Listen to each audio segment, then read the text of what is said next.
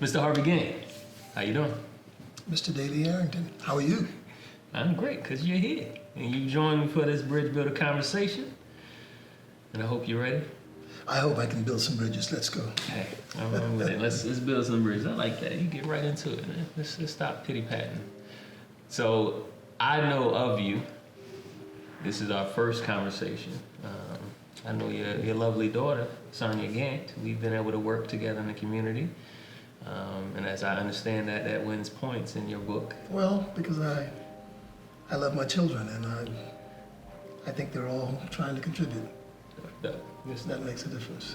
Absolutely, absolutely. So, in my bridge builder conversations, I'm very keen on tapping into the innate value within every human being, despite their difference, despite their cultural, racial background, socioeconomic background. I believe that we all bring something to the world, and when we can tap into and appreciate that value, that only makes who we are collectively much better. And this being our first conversation, I'm very much looking forward to learning more about you beyond what I call the first of many things when it comes to Black. Yep, I wear that medal. Absolutely. And I truly, again, what I feel like just publicly is known about you as being the first Black student at Clemson, as well as being the first Black mayor in Charlotte, among other things. I see those as, you know, he's the first person to build some bridges here in our community when it comes to the Black community, even in the political sphere. But I definitely want to go beyond the headlines and things people know and just learn more about who you are, because I believe who we are today is the sum of our past, what we've been taught, who we believe, what we've encountered throughout our journey. So if you don't mind, let's start there. Who is Harvey Gantt? How were you raised? Where you from? Well, I'm from Charleston County in Charleston, South Carolina. Okay. And I was born in the early 40s. Two young people who fell in love and got married and whatever, and all the standard things. But I was actually born in what we call the country. Okay. Sort of living in a rural area until my father, who was a laborer. In the early 40s, that's what most Black men did. Okay. If they were teaching school or caring for professionals in the other areas. And World War II broke out in 1941, and so he was 26 miles away. We lived 26 miles away from Charleston. Mm-hmm. When I was born, he used to talk about one day, my parents told me this, talk about one day moving his family to Charleston. Okay. And he did. Got a job in the naval shipyard in Charleston. And I tell you that because he's always worked for the federal government. Okay. For most of his existence. And that played a big role in a lot of things that happened to me later on in life. Yeah. But anyway, I grew up, and when we moved to Charleston, we moved to public housing. And I hear people talk about public housing, is not the place to be from, or it's a terrible experience. For me, it was a great experience. I mean, what I remember are pleasant times. Gotcha. Shooting marbles in the front yard, and Sure. playing hoops and other kinds of things. Meeting a lot of other kids in like circumstances. Sure. All segregated, of course. Gotcha. Because this particular project was made up of all Black people. Gotcha. And all of the fathers, notice I say fathers, not mothers, fathers worked in the shipyard. Okay. In fact, the housing was built to accommodate that. That experience was pleasant to me, and then I moved. Our family ultimately looked for a move, and my dad was the leader of that. He didn't want to live in rental housing. He wanted to own his own things. Sure. It's another value that came across, that Daddy believed, family believed in ownership of property, if you could.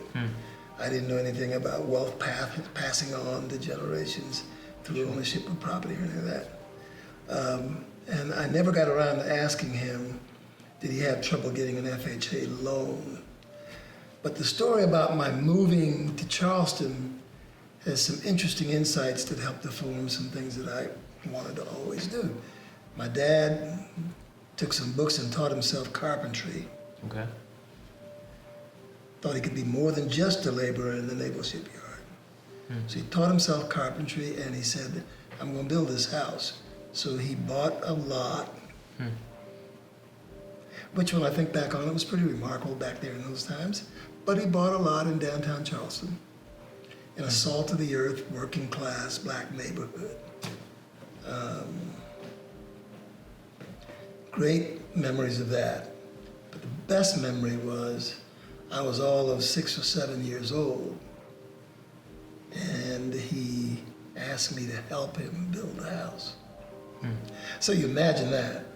You're a little kid walking around, his daddy's sawing lumber, the studs, and he's watching this. And I watch that house go together. And I drive by that house even today, and I look at it because other people are living in it now. Yeah. Then I remember that neighborhood. And I remember where we went to elementary school. And I remember my parents pointing out how important education was. And they'd point to the preacher who seemed to be living well, and the doctor who seemed to be doing fine, the teachers that were doing well. And he says, they said, you're gonna be one of those things. Gotcha. One of these days you're gonna make it. So we lived with those kinds of values and aspirations.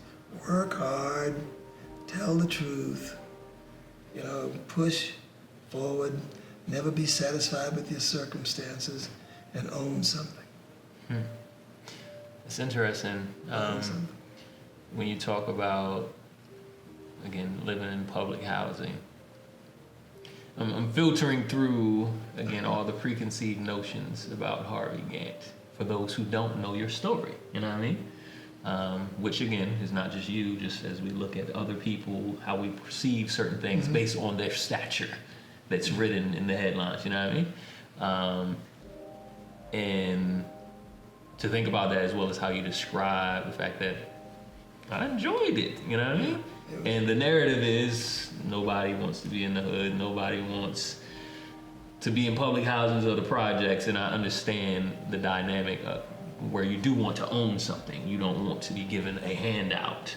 But I have a similar upbringing to where I didn't grow up in public housing, but pretty much we were across the street from it, so low income housing. But the way I describe it is like, again, I love my upbringing, you know what I mean? I love my friends. I love playing curveball in the street. I love playing. So it's a love for my upbringing, and definitely not a feeling of lack while I was in it, even though we didn't have much. When you look back and you start to compare to people, it's like, yeah, we didn't have much at all. Yeah, that's a good point, because when I read a lot today, or when I read even 30 years ago as mayor, the deprived kids or the at-risk children, then I take myself back to when I was a kid. Nobody ever called me at risk. Sure. And I didn't believe it in here. Maybe it's because what was planted in here, the values that were planted in me, that said, you're here, but you're not going to stay here. And America's all about movement. Gotcha. It's all, for most people, it's been about movement. Certainly not so for people that look like me, but I had parents that didn't teach me about the fact that you being segregated is going to be a hindrance to where you can go. Gotcha. See, my father had an 8th grade education, and his aspirations was none of his kids. He was determined about that. None of us were going to end up where he was. He was going to make sure we got past that. Come hell or high water, he was going to do that. So we grew up in that little house, and he kept adding on to it as my sisters kept coming. Gotcha. How many siblings? I have 4 sisters. Okay. I'm the oldest. But as they kept coming, we'd stick on and tack on a little bedroom here. And nice. that has had an impact on me, Dae-Lee. It really has affected me, because Mom and Dad believed that the promise of America while it wasn't real for them, it could be made more real for us. It could be made more real for us if we just remember that America is all about movement.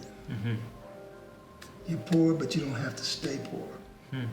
Now, I don't want people to leave the impression that the first 17 years of my life, which is the way I divide it up, Gotcha. you know, 80 to 17 years, living in a household with a dad who was working hard and a mom who watched over us like the helicopter moms. Gotcha. But we didn't feel deprived Sure. or poor, although we understood that there were limitations on that paycheck that he brought home Gotcha. every Friday. What started to make an impression on us, though, was we can do better, but we're living in a segregated society. So your parents, that was very apparent in your upbringing, and your parents communicated those things to you. We started noticing these little indignities, probably around 7, 8, well, not even that early. We didn't pay much attention to it. I mean, we got on the bus, but we thought that's the way things are. People go to the back of the bus, they're black. Work toward the front. But it started to gnaw a little bit at my sisters and me, Okay. you know, and we started to notice those distinctions. Why do white people sit at the front of the bus? Why do they always seem like they're in charge? Sure. Why is there a black water fountain and you know, that kind of stuff? That's interesting. So I have 2 girls, 8 and 9, and I think about all of the questions they ask me, but I've never thought about all of the questions of a child in the context of Living in a exactly. You know what I mean? So I'm trying to envision your parents and how y'all navigated those. And we didn't think it was right for Mama to go to the department store, buy a dress, never could try it on. You know, they didn't allow black people to do that. Gotcha. And we were just thinking, and they didn't talk about it in the sense of the indignities that they experienced. They needed the dress for Sunday worship or whatever. And they bought it, or they bought us clothes and we couldn't try it on in the store. And then the biggest indignity, of course, is the little minor things when we traveled. If we wanted to eat, we had to go to the back and get the food. So when I keep saying November when people ask me about this, but when May 17th, 1954 hit, most people don't know, most younger people may not even know what that date's all about. Unpack it for us. Well, I mean, that's the day that the Supreme Court says segregation is unconstitutional. At black, white schools, all these other kinds of facilities, it was wrong. It was, the Constitution didn't allow for that. And I was a kid, and I was 11 years old. Gotcha. And at our dinner table, which was the forum for every day for who did good and who didn't do good, It was we assessment time. talked about that. Gotcha. And we talked about that incessantly. That's when my father revealed that he was an NAACP member. And a lot of people feared joining the NAACP. Oh, really? But yeah, because if teachers, for example, couldn't be a member of a civil rights organization like that. And that's the significance of Daddy getting that job years ago in the Navy Yard, is that he could go without repercussions. If you got on a line in the segregated South, the economic institutions, the places you had jobs, could do away with that job, and you know, in a minute. Sure. But they couldn't bother him. He was protected by this federal status that he had. So he could go to the NAACP meetings, and he could come home and start talking about Brown versus the Board of Education, which was the lawsuit that changed things. And he told us how he truly felt about segregation at that point, and what our job was down the road. How did that conversation go? And you're how old at 11? Oh man, I was loving it. Okay. You know, my sisters and I were loving it. I went to the little segregated library in my neighborhood. I tried to read every newspaper and everything that mentioned segregation, integration. maybe I got overly fascinated with it. Gotcha. But I felt that, you know something? This may be our ticket to making the promise of this great country real for us. We just got to knock the door down. Now, the disappointment was, that was 1954.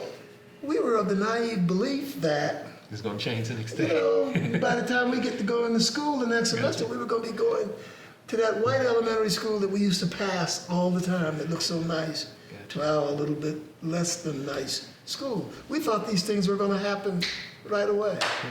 Then I started getting a clue, reading in the library, reading all this stuff. I said, Daddy, looks like people are going to fight this.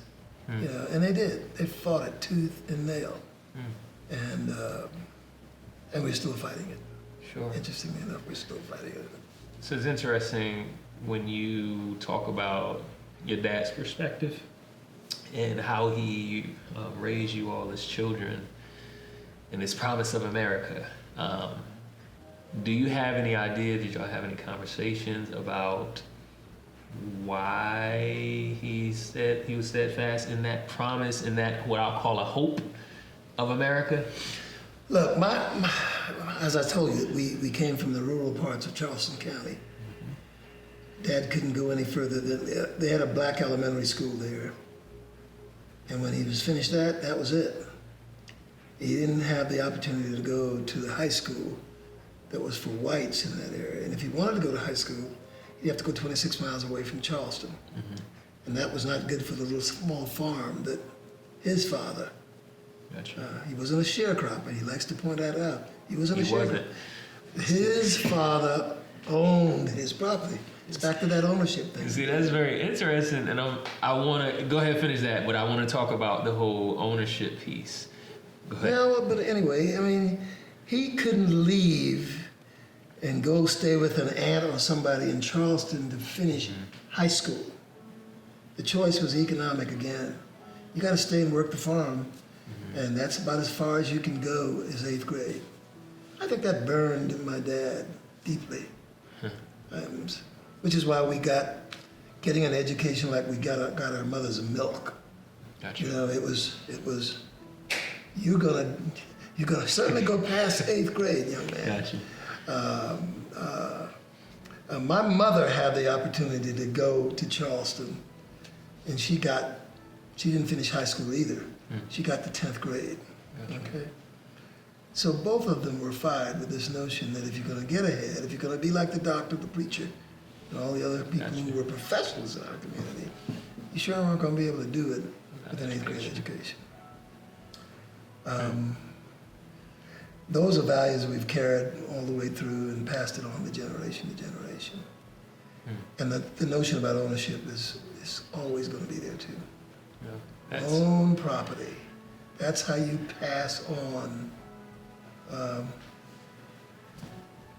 generational wealth. Yeah, Yeah. generational wealth is, and it does disturb me that even in a more affluent America and in a more affluent African American community, we still don't own property at the rates we ought to. Sure. Why do you think that is? Because I wanted to ask you, why do you think it was so important to your dad? Where did he get that from? I don't know if he ever used a fancy term of passing on wealth, you know, generationally. Sure. But maybe it comes out of his own family tradition. You know, his great-great-grandfather was a slave, and when they started to be able to own something, they thought that was a huge deal. Gotcha. To own your own land.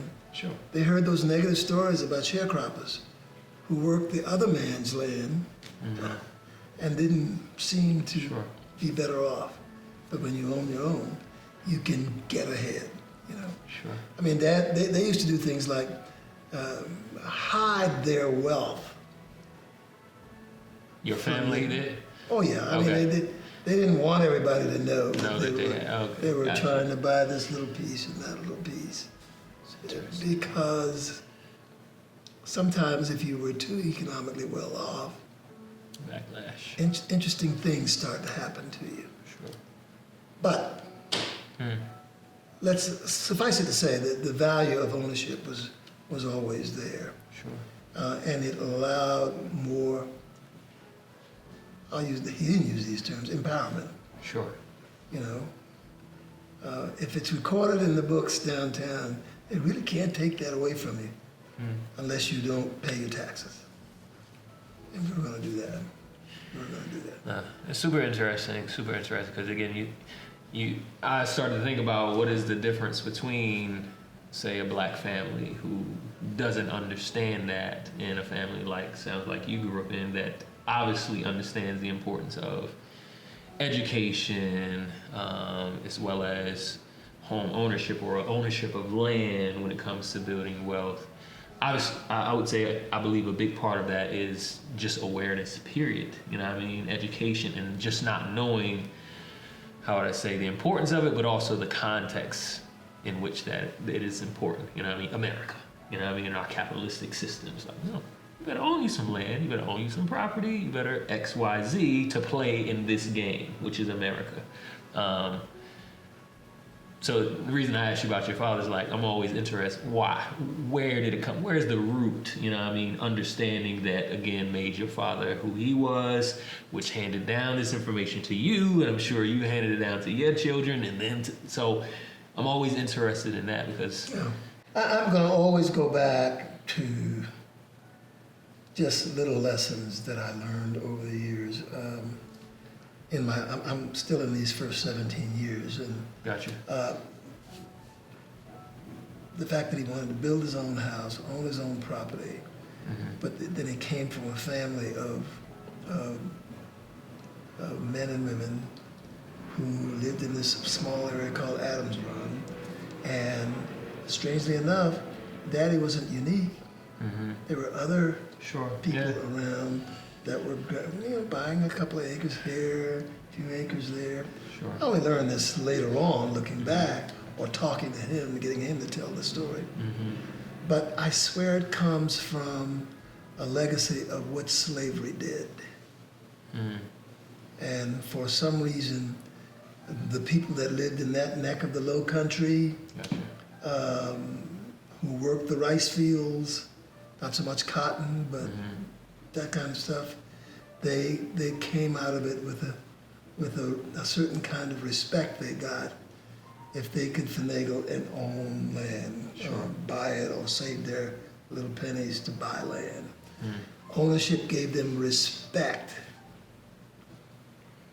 albeit they weren't white folks, and white folks didn't treat them, but maybe they treated them a little bit less differently than those who owned nothing and were totally subservient to those needs. And you wonder about, well, how does that translate to today? You know, I'm not sure we see ownership as that important.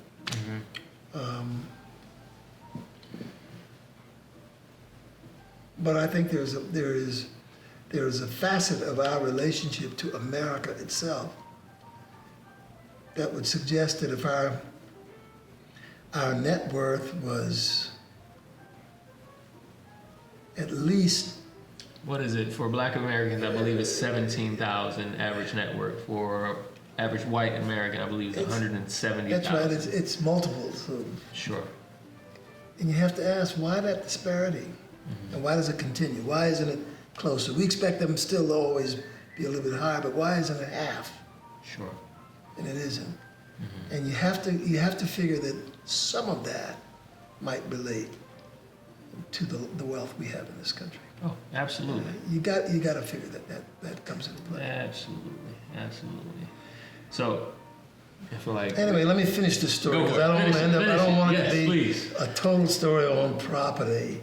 It is this issue of the kinds of people that influenced me in those first 17 years were probably the kinds of people that might have influenced you in your first 17 years. Okay, obviously, parents, but obviously my folks forcing me to go to church at first. But then I picked up a lot about our culture, being a member of the Baptist church. My dad was a very religious man. That gave me some respect for him too, because he believed He believed in something bigger than himself, Sure. making things happen Sure. for him and his family. I had great teachers. I look back on that and I respect the fact that I had great teachers. When I was in 5th grade, there was a woman there that recognized my ability to draw. I was doing it in the wrong kinds of ways. I was sitting in the Were you class. drawing on the desk? I was drawing on the desk. No, well, on a piece of paper. I wasn't carving up the desk. Gotcha. But I was drawing portraits of the people in our class. Gotcha. You know, and she punished me for that because I wasn't paying attention. But she later told me the reason, and she got me to help decorate the class because I had this skill Gotcha. with my hands. But she says, one day you're going to use your hands to do something with it. I didn't know what an architect was, and I don't know that she knew much about what architects did, but she just said that. That influenced me and made a difference later on in my life. I had great history teachers. And they didn't teach the history book as it was written and given to us. I only recognized that. So these were all when I black moved in- teachers. These were all correct. in All right. segregated schools. So when Absolutely. people put that down, you're never going to get me to argue that there wasn't some great value Sure. in segregated schools. And maybe we were lucky. We got a unique set of teachers. So an example would be the Civil War, as taught in many Southern schools back then, was called a war between the states, an argument over states' rights, and all these technical terms like interposition, and I don't even want to go into all that craziness. That's I'll what tell the you book my said. school story after you're done. The book ahead. said that. And probably, I kid this with my friends often, did we have 2 paragraphs on slavery? If you sat in a Southern school, it was a disagreement between the North and the South. The war between the states, not the Civil War, fought because slavery was a major issue. And that's what you were taught in your school. That's what I should have been taught. Oh, but you weren't. But we weren't. We had Okay. teachers who, and this particular teacher just said, okay, that's the lesson there. Here's an alternative lesson.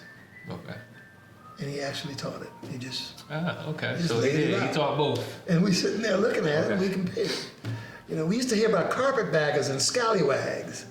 You don't even know what I'm talking about. No, I've heard of scallywags, but I'm not sure if I understand. But that was a that. definition in the textbooks Okay. that talked about the Northerners who descended on the poor, beaten up South and influenced ignorant black people in wrong ways to form a strong Republican Party. My point is, had we not had those mid-course corrections on our own history, a lot of us wouldn't have had a clearer understanding of what was going on. Gotcha. And So I think- I hear your parents, your teachers. Was there anyone that you mentioned the church? the as church well? was very strong. Yeah. Got you. Okay, so if I talk about my influences, first half of my life would be the first 19 years of my life. There's a tale of 2 Dae-Lees. I have a story. And you asked me about my last name before we started the Yeah. conversation. So I'm from Norfolk, Virginia.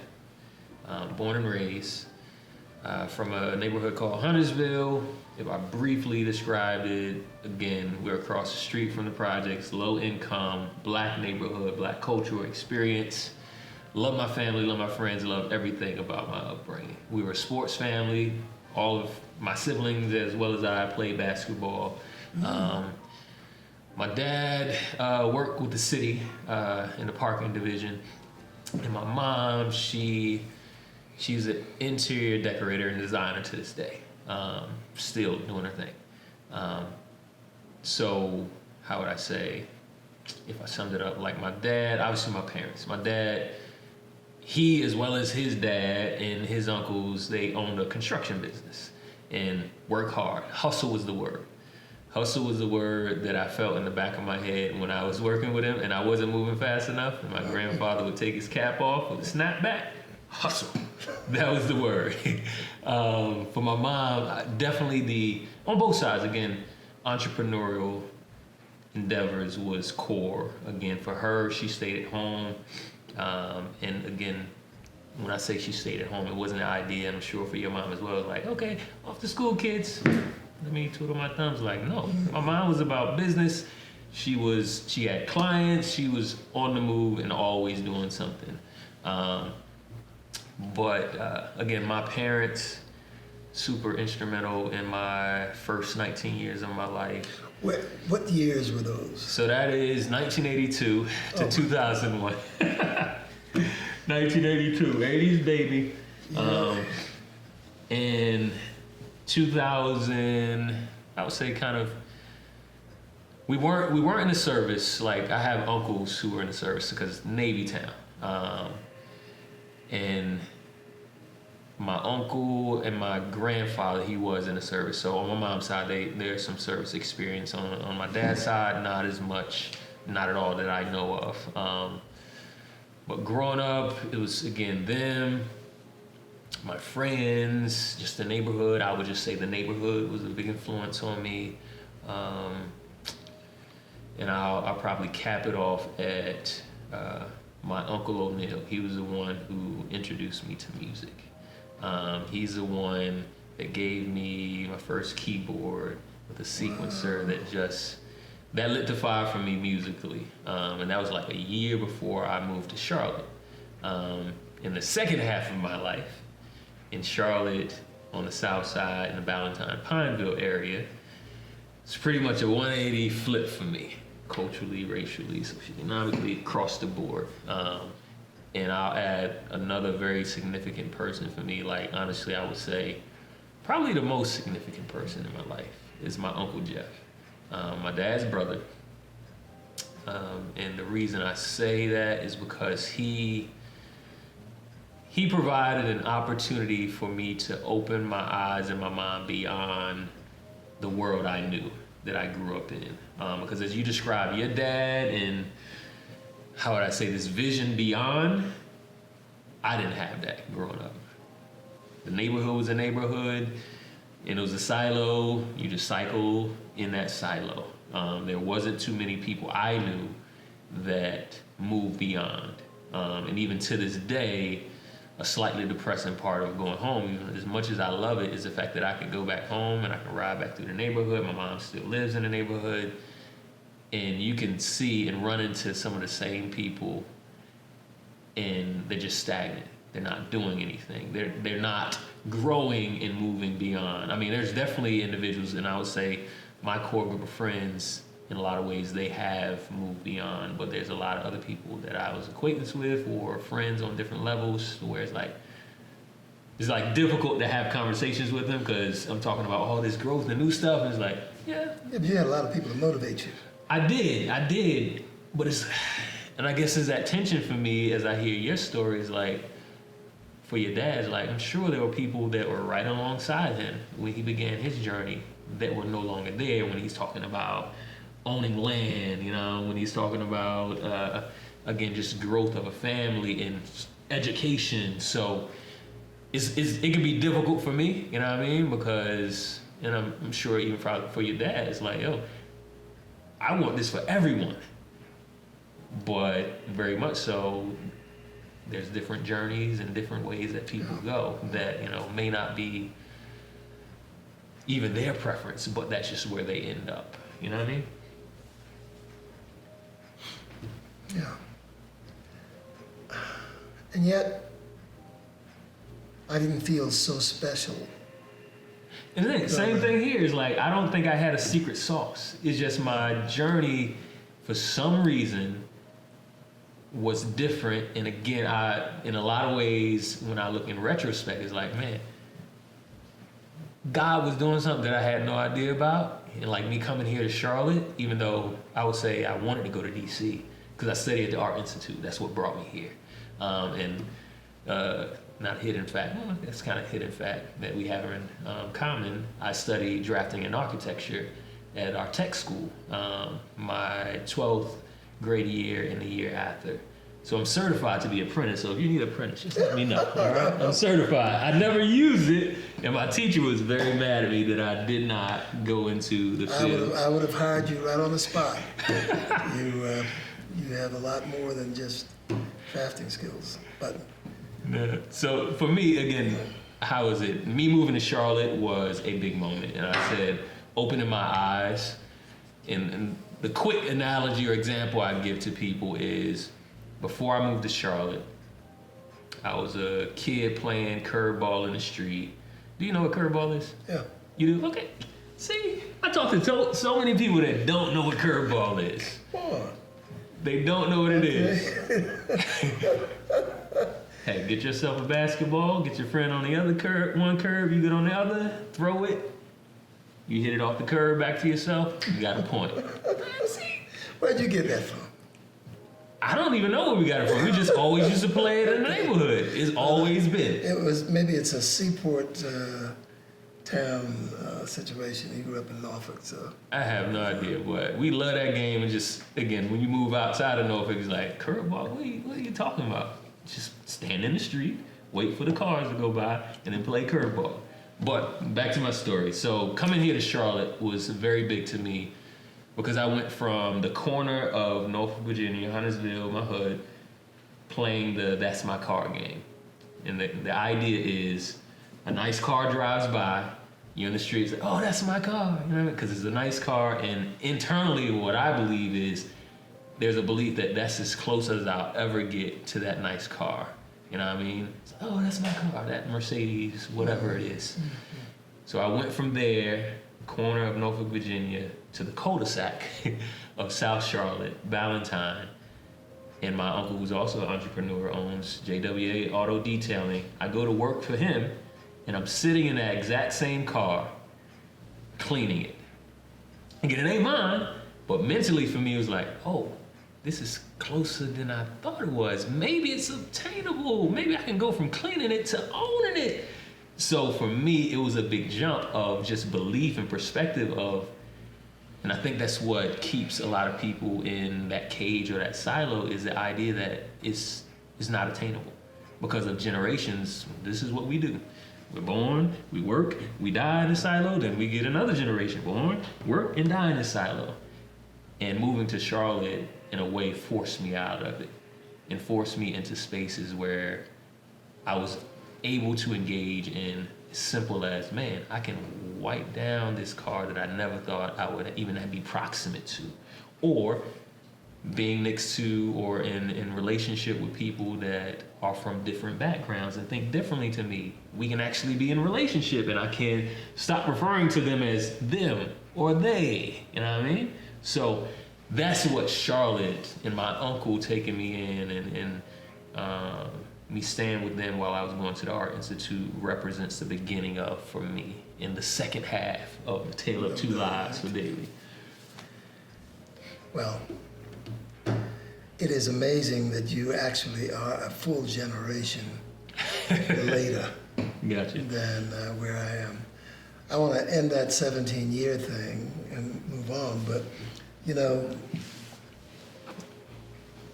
I have to really say that it wasn't the property ownership thing that really motivated me. It wasn't, that really caused me to be defined the way I am today. It was, in fact, this notion that you can change things that you don't like.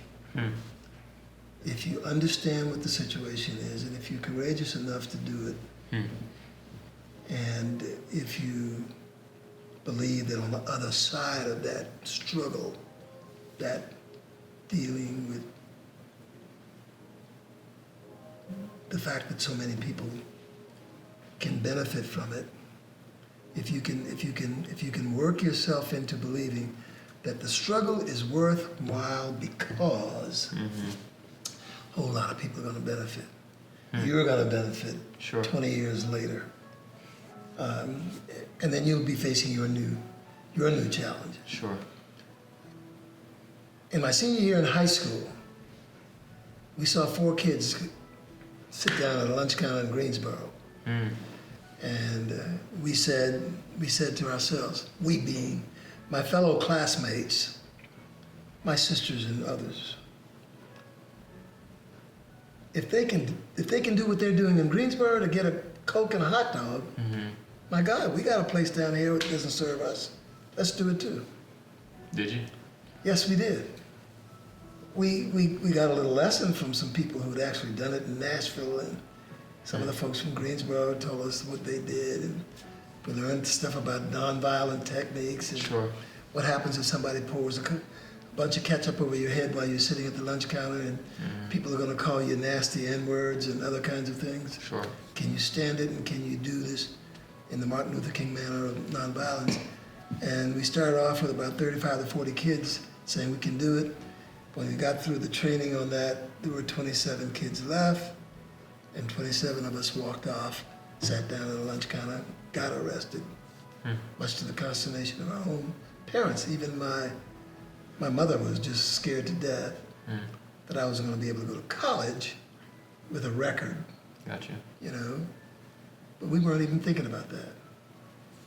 But doing that ultimately resulted, as we all know, in that whole law being thrown out and Sure. integrated. But for me, it said, you know what, if you do these kinds of things, you can make change. You shouldn't sit back and wait for things to happen. You can do things. And then I went off to college. Let's talk about that. Mr. First Black student at Clemson. When you talk about change, because again, when I am hearing about you, when I'm learning about you, when I'm reading about you, again, you're the first a lot of things for our community. Not that many. Not that many? No. Let's say at least more than one. Let's put it that More way. than one, okay. Okay, exaggerating just a little bit. But with Clemson, and when you talk about change, did you have that in mind? No. You didn't? No. Okay. And that burst the bubble for many people who have their own story about how that occurred. Okay. Sat down at a lunch counter, led that thing with a couple of other guys. Got arrested, got out of jail. Didn't really go to jail, but got out of being arrested. There was a man by the name of Matthew Perry, who was the attorney, who said to all of us, he says, one day you kids are going to do even more than what you did today at that lunch counter. And some of you may even go to some of the schools in the state that have been closed to us. That went in one ear and out the other because I was thinking about going off to college, and I'd had a guidance counselor challenge me, not to say not to go to the HBCUs that I'd applied to, but if you're such a good student, why don't you apply to go to a white school? Gotcha. And that was a challenge that I couldn't turn down. Gotcha. Because her implications were maybe you're scared to do that, or maybe you're going to find out that you might not be the smartest guy in the class, all that kind of stuff. And I'm big Are you that guy? When someone challenges you? I'm big on challenges. Gotcha. You know? Okay. And I don't think she was saying it in a negative way. Sure. She was really trying to egg me on to test yourself out. Sure. Test out what you can do. So I got into A&T and Howard and Tuskegee and was trying to decide and still didn't want to give up on what I thought I was going to get there because I heard so many good things. Sure. But then I thought about going to these, taking her challenge up, and I did. Applied to a bunch of schools, got in at Iowa State University, got in at Ohio State and a couple of other places in the Midwest because I thought the Midwest was where I wanted to go. Okay. It appeared to be more democratic for some weird reason. I watch a lot of football because I played football in high school. So I also said, I like the Big 8 and the Big 10. Gotcha. I'm going to go there. Gotcha. I went there, met the students, matriculated for a year and a half, and didn't like the weather. Gotcha. So what people thought was that I had in mind going to Clemson all along, that I had developed that civil rights pioneer attitude back in high school. they thought that I had all along planned to go to Clemson. What drove me to Clemson was cold weather. Gotcha. I'm serious, cold weather. No, I hear that. I didn't want to put up with it, and I decided I don't need to be out here in Iowa. Where I need to be is back home. Gotcha. But there were no architecture schools of color that catered to colored folks, Gotcha. to black folks. Sure. And so I said, why not? Why not apply to Clemson? Why not sit at that lunch counter? Why not take the challenge of going to this white school? Why not go to Clemson? Nobody had applied yet. Supreme Court made that decision in 1954. Here it was, 1961. Nothing had happened in South Carolina. So I applied, and they were nice to me. They sent a nice letter back. And they said, send us your transcripts, and we'll take care of the rest. When they found out that I went to a black school when the transcripts came, or when they found out that I was black, then I got all this obfuscation that went along with saying, we don't want you there. Well, we don't want you here. But don't ask me why I did this, but I kept applying. The guys in the dorm that I lived in Iowa said, yeah, you crazy, you're applying again. I did it 5 times each semester. And finally my dad got with that lawyer who said, well, you folks one day would go to school. And they were happy to file a lawsuit against Clemson after 5 applications, in which they said, we didn't deny him because he was black. We just denied him because he failed to meet all the requirements that we put on transferring students. Like, what kind of moral character did he have? What this, that, and the other. We don't know enough about whether he has a criminal record or not. Crazy stuff. Well, the lawsuit cleared all that up, and in January I went to Clemson. So, with all that, and again, I did not know that. I don't even know if that's public knowledge or not. But after all of that, and you're accepted to Clemson, how do you feel now that you're on campus going to the school? Do you feel a sense of satisfaction, or you feel like, well, there is a sense of satisfaction that you got in and that you made it through the first day. And the reason there was a great deal of satisfaction on making it through the first day was after all the news people left, and I was left alone in a dorm room and was hungry and said, I gotta go get some food, so let me try my hand at mixing with this crowd. Gotcha. And they had a huge mess hall. This is a huge dining room. I walked over to the dining room, stepped in the door, and I realized I was not by myself.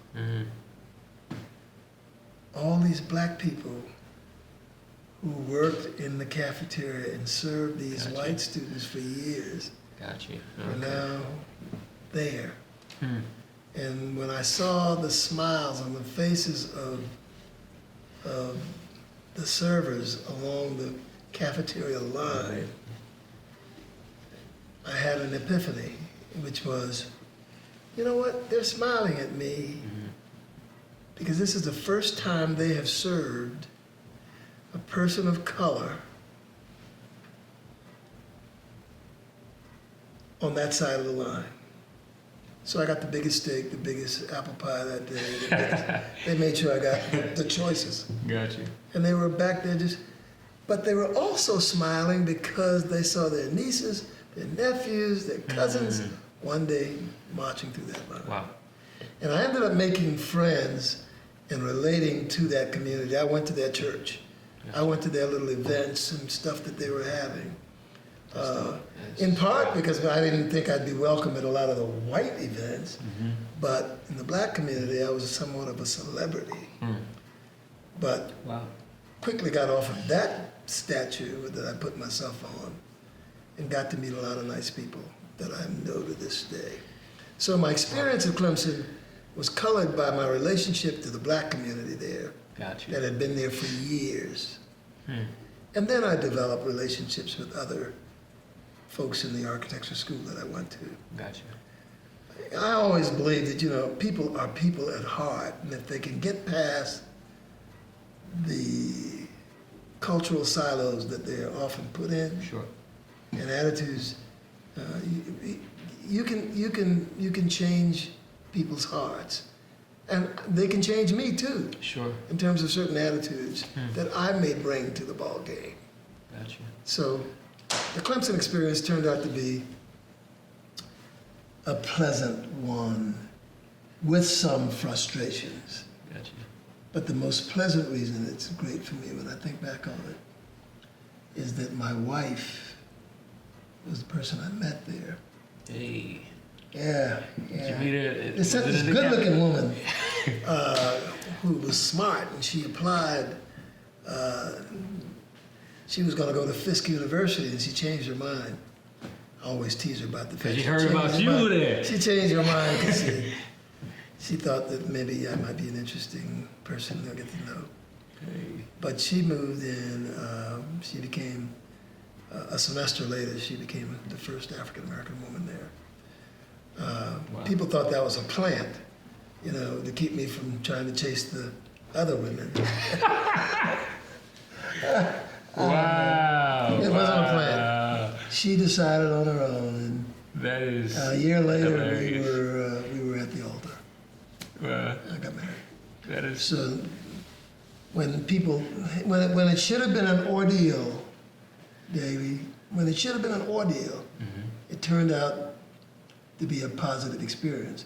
Perseverance required. You had to work hard to, you know, I was determined not to flunk out. So that meant there were long hours. That meant dealing with some professors who were not quite as friendly, but for the most part, it was as reasonable an experience as one could have, being one, then later two out of thousands of students that were of color. interesting. Hearing again, you talk about believing that change is possible, and even as you talk about walking in the mess hall and how would I say the unexpected community that was waiting for you, and being able to, and I don't know if this was in a moment or in retrospect, see your impact beyond the moment of you in that space. Is that something you realize in that moment? Or? I had the epiphany right then. Up to then, it was all talk about this kid going to Clemson, this kid doing that. And it was Harvey Gantt, Harvey Gantt, Harvey Gantt. Gotcha. But when I got to that line, and I saw those smiles, and recognized, hey man, what's going to happen here, or what is beginning to happen here, is going to be of some benefit to a whole lot of people. And it starts right here with that lady who's serving me the soup, and the lady that's giving me the pork chop or whatever. That they were seeing a real change take place before their eyes. And it wasn't all about me. It was about that smart little boy in 5th grade that they have to feed every day, or maybe they will one day. Gotcha. And you know, one of the great experiences going back now, talking to some of those people and see that kids went to Clemson. Oh, that's dope. That's cool. Really, see, that was the kind of satisfaction that, you know, and people, when I watch football and you see what Clemson's football teams, if you know anything about that. I think we have a mutual friend, football, Harry Tuttle. Yes, of course. So you see these folks and you recognize what a benefit it has been for thousands of people who followed in that path. No, that's incredible. And I'm just thinking about the fact that you make it sound like, yeah. And I'm sure it was not that easy. And I know just the work of bridge building is like, the way I put it, bridges are walked over in both directions. So it's not a piece of cake.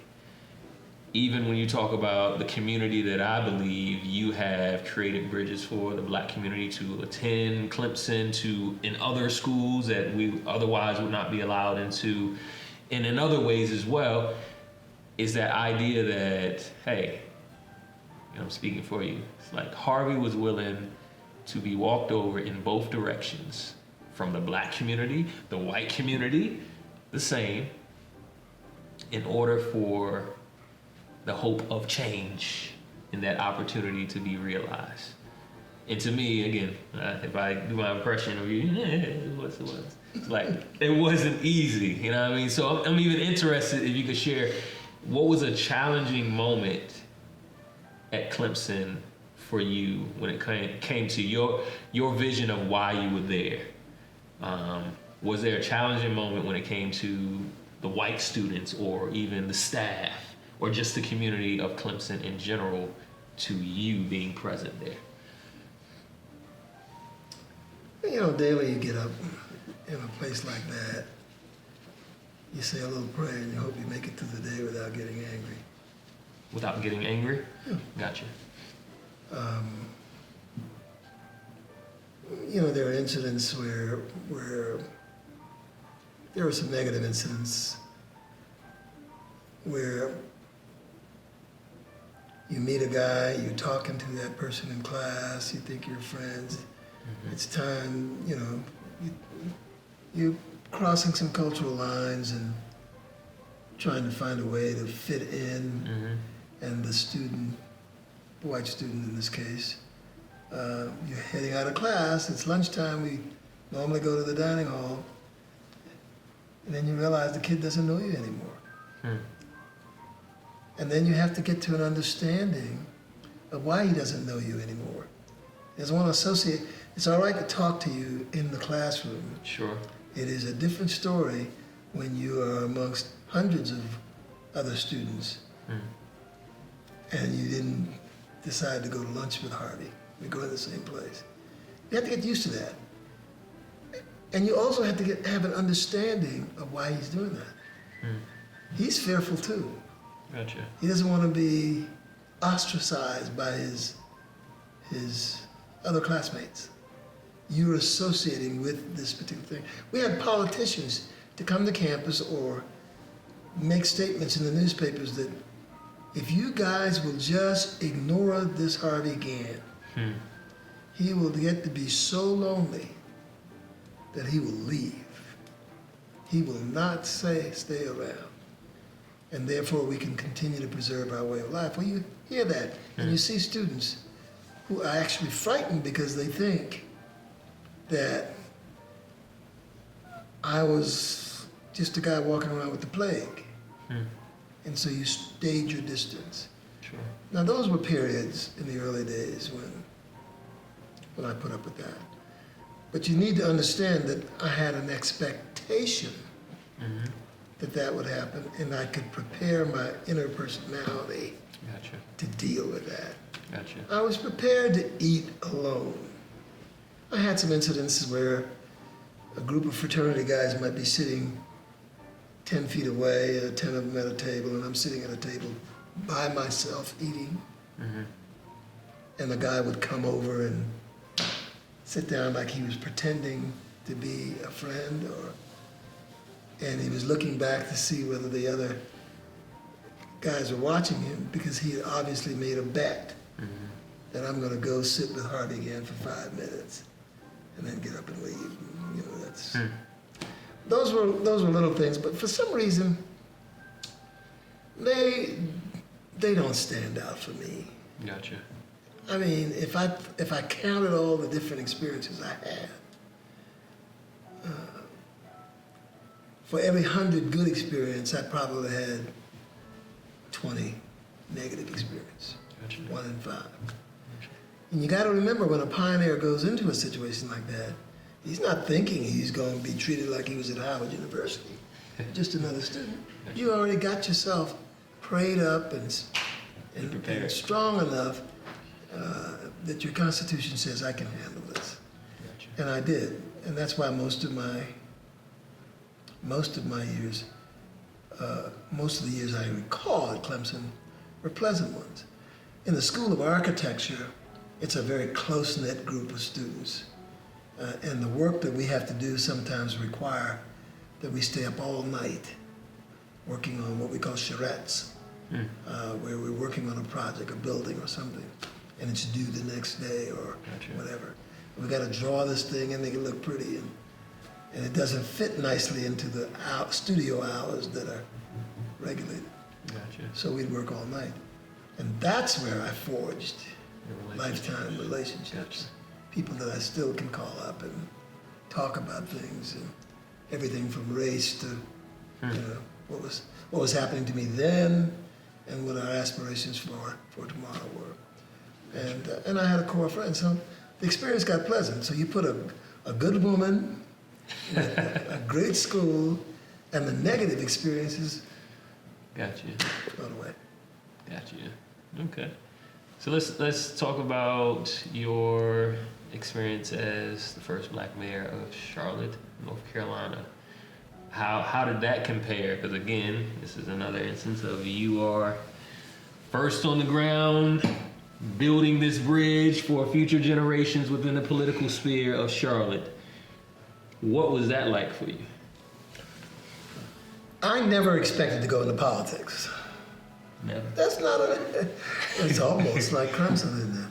I mean, certain things that'll put you in circumstances. Did somebody dare you? Put you in circumstances. You know, there are people who thought this was all planned too. But you can't plan a situation where you got to be elected by a cross-section of the community. When I moved to Charlotte, I was an intern working to get a license to practice architecture. I laid low, so to speak. The people in my church that I went to, most people didn't know I existed there. Most people often say, "You were in Charlotte in 1968?" I said, "Yep." I sure didn't know anything about you. Gotcha. But I went away to graduate school after my internship and came into Charlotte, came back to Charlotte to form an architectural firm. And I did it with a Jewish young man, and we always had this feeling of putting together an integrated firm, which was the first in North Carolina. See, another first. See, I knew I it was. realized that. And we just didn't want it to be an average firm, but we wanted to do community work. So we were working on the Belmont Center, and I met a guy by the name of Fred Alexander.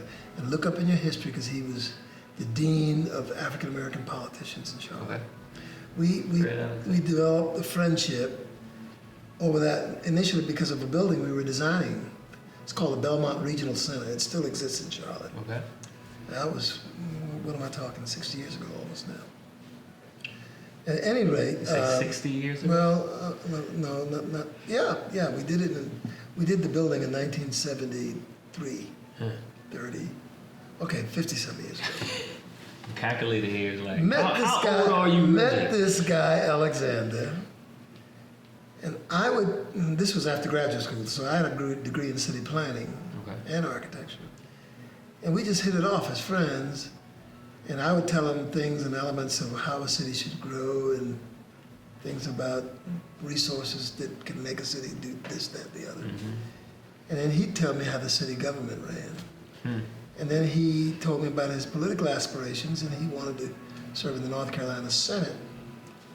And sure enough, he won the Senate race, one of the first blacks to go to the North Carolina Senate. And when the time came to pick his replacement for a year, a lot of people got in wanting to have his seat. Being a city council member was a big deal. But they couldn't decide on which one of the people who wanted to be that council member for that 1 year that was left. So they decided to find a neutral candidate who really wasn't going to run again to fill out his term, and they came to me. Gotcha. And they said, this guy's got a background in city planning. Fred Alexander did all of this, of course. Gotcha. So he tells his colleagues, and of course, you just have to win a majority of votes on the city council. Gotcha. And Fred pleaded with me. I said, I got a firm to run. That's not my thing. My mother thought this was absolutely stupid for me to give up my architectural and planning career to be a politician. But my dad, he saw it differently. Gotcha. And so I went ahead and did it. Nice. My wife was for it. And I took to it like a duck takes to water.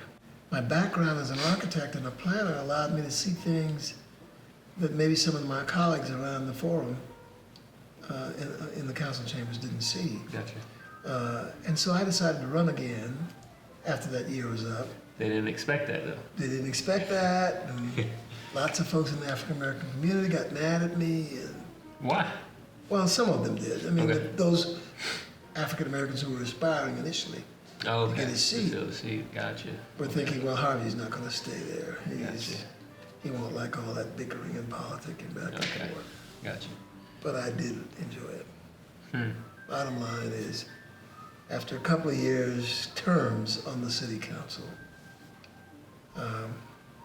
this was unlike the Clemson experience and all that, this was definitely planned. I said to some friends of mine who were supporters that you have to imagine yourself in a particular place and what you would do if you got to that place. Mm-hmm. And I somehow imagined, after serving 5 years on the city council, that it did make some sense to use my knowledge and my background, the people that I'd gotten to network with, to try to do something to make the city even better. Gotcha. And I ran for mayor and lost. I tell school kids that. They don't remember my first foray into that arena. Sure. I ran and lost, but I learned something and the city learned something. The first time an African American had come that close to winning. And 4 years later, I ran again and won. And my whole thrust, again, how do we equalize the disparities that exist in the city with regard to resources? The city only handles what we call hardware in a city. They don't do the soft stuff. Gotcha. The health, education, welfare is a county thing. But the streets, the roads, the parks, the police, things you can touch, the things that help manage large numbers of people living close together. How do you manage that environment? How do you lead that environment? That's what a mayor, a city council will do. And given the background in planning, my theme, and still is to this day, is an equitable distribution of the resources that the taxpayer puts together. So you shouldn't put landfills in black communities that depreciate the value of their property. Back to property again. You should do things to enhance the value of neighborhoods. You should run programs that make some sense. You should run transit systems that allow poor people the access to the whole city and to the job sites and all the other kinds of stuff. Sure. And that's what I saw. That was a vision. See that vision. All of it didn't work out, but most of it did. I mean, I think we planted the seeds for a lot of why the city's ultimately developed the way it did. Gotcha. So real quick, you use the term that I'm familiar with, but seems to be difficult to understand for our white counterparts. Equity. What is the difference between equitable and equal? Equity equals. When we talk about equality and a solution that is equitable. Equity means you got to address where people are, where they are, and what it takes to get them to the finish line the same way. You've been doing something for years, and if you've been running that race for years, and you say, all right, Harv, you're not equal, but you're 200 feet and 200 yards in front of me. Sure. You got the right to run the race now, but you're already 200 yards ahead. How am I going to be able to catch up to that? Sure. Unless you do some things that compensate for why we were behind. Sure.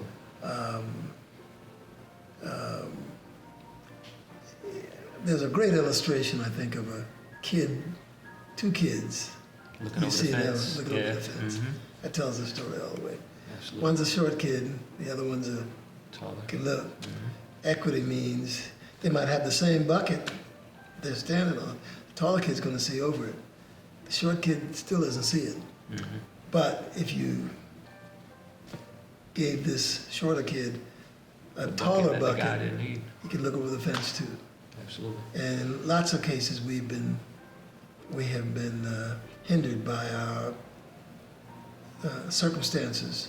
A lot of it coming from 400 years of the legacy of slavery itself and Sure. some of the issues that we face with. On the other hand, I don't like people that look like me to dwell too long on that. Mm-hmm.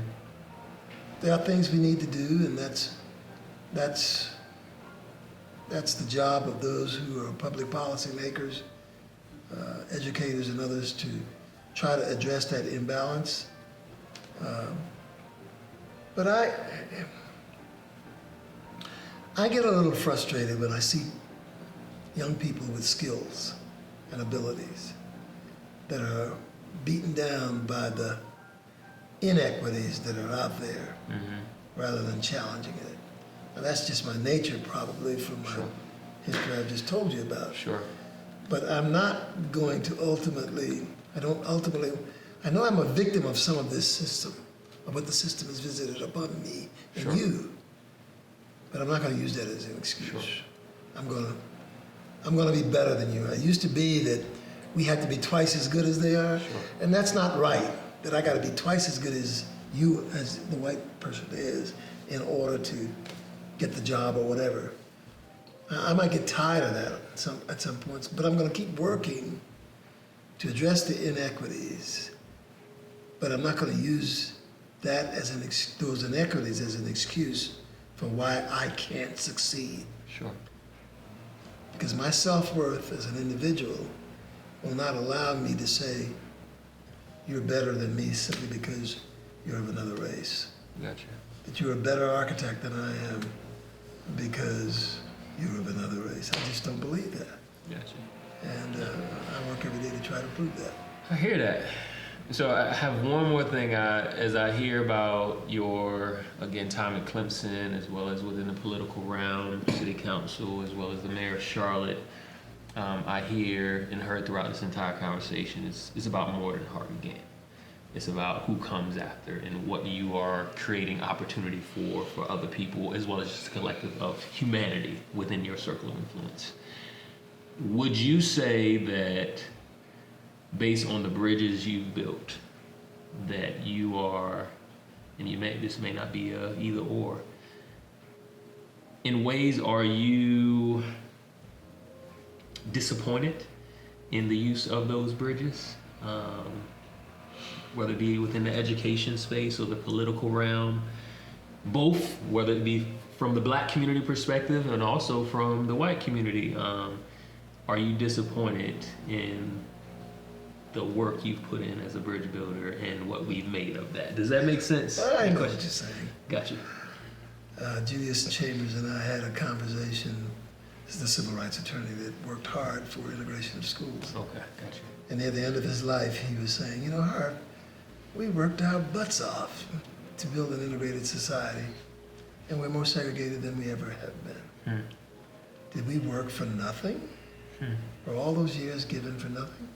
Are we frustrated at the white community? Are we also frustrated at the African American community? And did we build enough bridges to make our society stronger? Yes, to some extent I'm disappointed. But for me, the glass is always half full. Gotcha. Even in the last 4 years of politics in this country, where we've seen some strange things happen, there are people out there building bridges. If anything, I am developing relationships with people I've known for years in the other community. But I'm building stronger relationships now, I believe, because I think that uncomfortable conversation we need to have as a community needs to get pumped up and pushed even further. Sure. Your white friends, even your black friends, need to hear the truth about a lot of things they haven't heard. White people who still believe that they're not racist, but they are in very, very lucid kinds of ways, need to, in fact, sit down and settle in on the fact that, the way the country was formed and the way things have happened, we have a lot of work to do. Sure. And one of the ways we can get started on that is to tell the truth. There has been white privilege in this country for a long time, and if you don't want to admit it, you're wrong. We have been a racist country in many ways. You don't want to admit that, you're not going to get anywhere. We have made progress, though. Sure. And I think we've made some progress, and I see some things, and just even listening to your story, and the kinds of things your parents did, and a lot of that might not have happened 25 years earlier. Gotcha. So we're making progress. We are at an inflection point. We were moving up, then it flattened out. We elected, well, let me put it this way. We thought we had reached the mountaintop. When Obama got elected president, Sure. I called my parents, who were close to 90 years old, and said, "Can you believe?" And they said, "We would have never believed this ever could happen in this country, even though they taught us about going out and grabbing the promise of this country. They never thought they'd see a black president." Well, a lot of white people thought they'd never see a black president either, Sure. and they reacted to it. Sure. And 4 years later, we elected another kind of guy, okay, who was going to make America great again. My interpretation, to take America back to a time that it was not so great for us, Sure. okay? Sure. So that person didn't get elected again. So I think we're at an inflection point where people recognize that if we don't do something to redirect this country, to get closer together, to love each other better, to be more honest with each other, it might get worse. Indeed, we see some indications that democracy itself is under threat. Sure. And so we got to get real. We got to get real. I'm disappointed, but I'm also optimistic. I look at my grandkids. I got 9 of them. The world's not going to be the same for them. First of all, they got social media, and they know all about it earlier on. They're getting a lot of information. I'm trying to tell them to be able to use the power of discernment to figure out what's real and what's not real. Sure. They may have some trouble distinguishing the truth. But my hope is that from my 6-year-old to my 20-year-old grandchildren, that in that, and watching who they have associated with, both black and white, suggests that if more people tell the truth about how great we can be, then we'll look back on this period and say, we were at an inflection point and we're going to move forward. Moving forward with more love and more togetherness than we have in the past. Yeah. I appreciate that, and I believe that as well. I feel like... You really believe that? I do. Honestly, I believe in order to believe that bridge building is important, you have to have a certain degree of optimism. And I would say faith that it can be better, or else what's the point? So I very much do agree with you, and I honestly appreciate the time that you have indulged me as you look at your watch in this conversation. You're funny. I'm sorry. You don't need to put that on the camera, Phil. It's so much. Cut that. But before I let you leave, I have a gift for you. Well, I was going to wonder whether I was going to get a copy of this book. This is my Bridge Builder Motivational Journal that is also autographed for you, Mr. Gantt. From the corner to the cut. From the corner to the cul-de-sac. But it's 52 weeks of motivational quotes and reflection and action points for those who are serious as leaders of leveraging their influence to build bridges for others. So I believe, again, much like our conversation, a lot of who we are today is based on what we have ingrained or what has been ingrained into us. And I believe through this pretty much a year-long journal, my intent is, okay, how do we continue to probe who we are and how we're showing up in an effort to change? So I would like to give that to you. Thank you. Absolutely. You're awfully kind to do that. Absolutely. Thank you. So I get the benefit of this, and I can talk about this with Hugh McCall, because I'm sure you get it. Absolutely, he has one as well. See, that's what it's, and this very much important about this. And my intent is that it be done in community. My hope is that hundreds of these, if not thousands of these, are in the hands of individuals. And while they're watching these conversations, they're also doing the internal work of telling themselves the truth about themselves, as well as realizing, oh man, my eyes are now open to see the value in others. So thanks again, Mr. Gantt. You're welcome. You're welcome. Indeed. Enjoyed it. Yes, sir.